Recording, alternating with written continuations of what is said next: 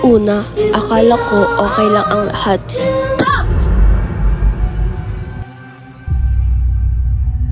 Countrymen, as of the 21st of this month, I signed Proclamation number 1081, placing the entire Philippines under martial law.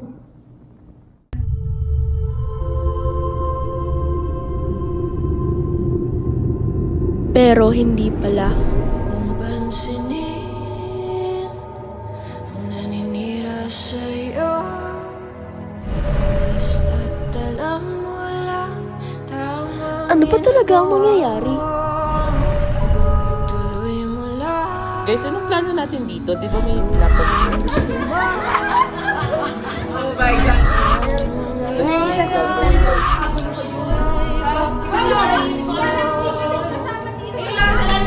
Tigil na kayo, ingay nyo na.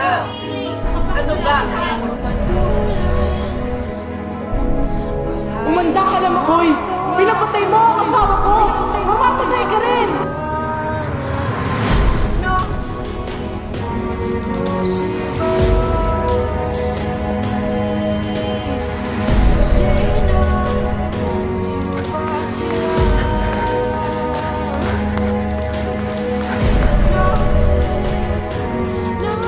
Ang dapat natin gawin? Ang dami nang napeperwisyo ngayon. Ayun na kasi yung sinasabi ko sa inyo, dapat nag-ingat tayo. Alam niyo, kailangan pa rin nating lumaban. Ano, nalaban ko ba tayo? Dapat lang. Ayoko na. Ang dami na namatay sa atin. Eh yun nga yung dahilan eh. Ang dami nang namatay, kaya dapat lang mabigyan natin sila ng hustisya. Lumaban pa tayo.